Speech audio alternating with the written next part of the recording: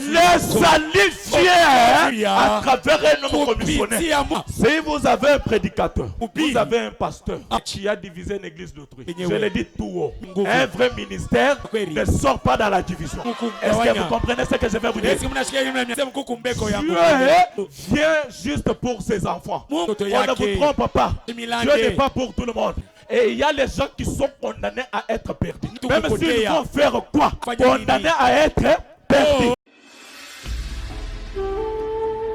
Tu peux lui dire encore, honneur à l'autorité, Jésus. Bien-aimés frères, sœurs, amoureux de la musique, vous qui croyez que Dieu est dans la musique, voici pour vous un programme à ne pas rater. L'Assemblée des Saints du Tabernacle de la Parole organise une journée de louange et d'adoration dénommée « Chantons ensemble les cantiques de Sion ». Un cantique suffit pour expulser les démons dans Saül. Un cantique suffira pour amener Dieu dans la scène afin qu'il réponde à vos requêtes. Je t'invite à ce programme qui sera pour ce 30 juin à partir de 15h juste. Attends, ne viens pas seul. Amène quelqu'un avec toi. Notre adresse.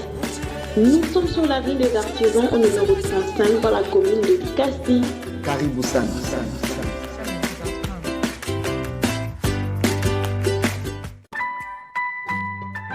Orange. Soyez les bienvenus. Nous adorons le Seigneur Jésus-Christ. Et nous avons reçu un prophète du nom de William Marion Branham. Selon les Saintes Écritures, ce n'était pas Bartimée qui avait crié à Dieu. Parce que l'homme n'a jamais cherché Dieu. C'est Dieu qui cherche l'homme. Bartimée était dans sa saison. Avant que cet acte puisse se dérouler, Bartimée a eu un temps d'avoir une maman chrétienne. Et cette maman, frère Branham, chaque soirée, elle lisait les Saintes Écritures. Elle disait à Bartimée, Bartimée mon fils, nous avons une prophétie. Il nous est promis que le Messie viendra. Si le Messie viendra, pendant que je suis vivant, ça sera meilleur. Mais s'il ne viendra pas dans ma génération, même dans ta génération, il viendra. Et voilà sa nature. Lorsque cet homme viendra, c'est un autre extraordinaire. Quand il viendra, les boiteux vont sauter, les aveugles vont voir, les morts vont ressusciter. C'est un homme qui viendra avec l'accomplissement des prophéties. Maintenant, Bartimée a pris cette inspiration provenant de sa mère.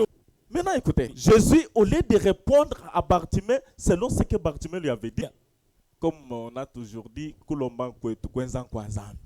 Dieu au ciel regarde sur la terre, il voit Bartimée. Comment je peux venir aider Bartimée? Si je peux descendre comme ça, il va me rejeter. Il faut que je vienne d'une voie là compliquée.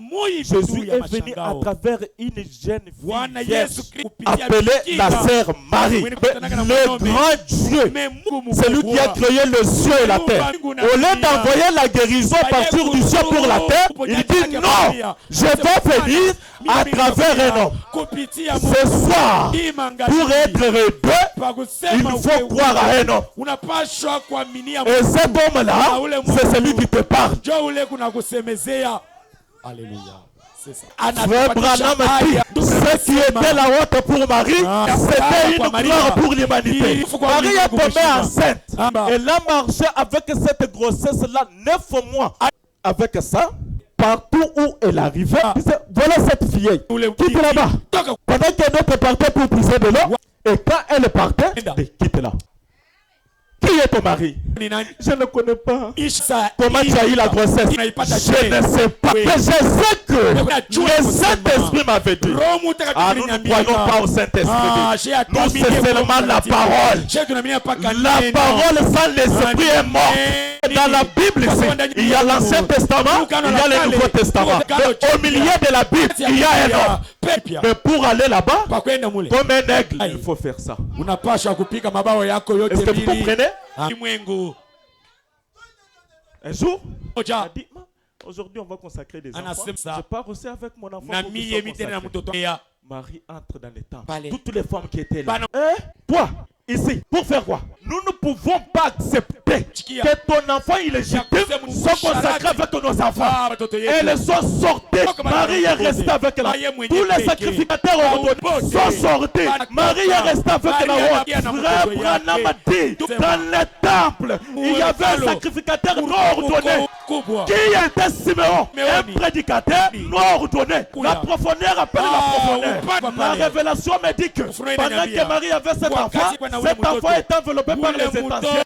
Les étincelles sont sorties. Ils ont touché Siméon. Dieu vient juste pour ses enfants. On ne vous trompe pas. Dieu n'est pas pour tout le monde. Il disait à Jean quand Dieu est allé au ciel, devant le trône, il a donné le programme. Il a dit, tout ce que tu m'as donné, le voici. Sauf les fils de la paix. Est-ce que vous comprenez? Amen. Et il y a les gens qui sont condamnés à être perdus. Même s'ils vont faire quoi? Condamnés à être perdu. Tu peux les prêcher la parole comment? Ils ne changeront jamais.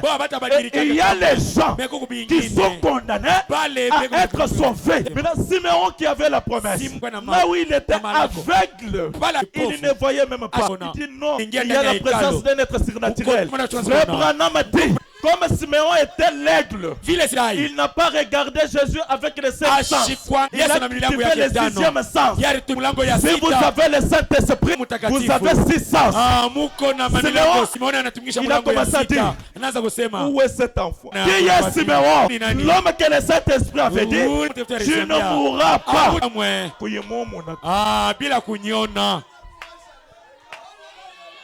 Siméon est venu. Quand il a touché l'enfant, pour d'autres personnes, c'était un petit enfant de quelques mois. Mais quand Bartimée l'a touché, il a dit, Père, laisse l'âme de ton serviteur s'en aller. Mais le Père était où? Au ciel ou sur la terre? Pendant que Jésus était au temple, il y avait les gens qui étaient dans la montagne, ils priaient Dieu. Les gens qui le priaient dans la montagne, ils n'étaient plus dans la montagne. Mais où était Dieu? Dans un petit garçon de quelques mois. Est-ce que tu peux me donner une main? C'est pourquoi ce soir, je ne te dirai pas d'aller chercher Jésus dans tes montagnes.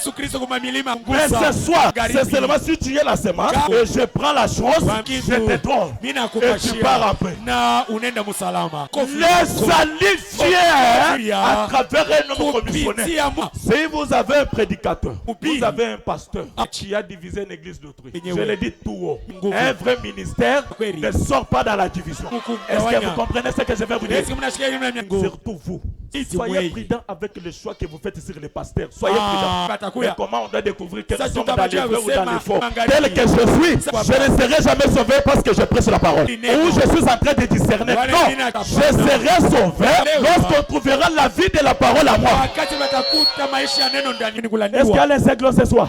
Je peux parler de l'Ancien Testament, je peux parler du Nouveau Testament, mais si je ne touche pas le 3e exode, l'onction ne sera pas tout suffisante.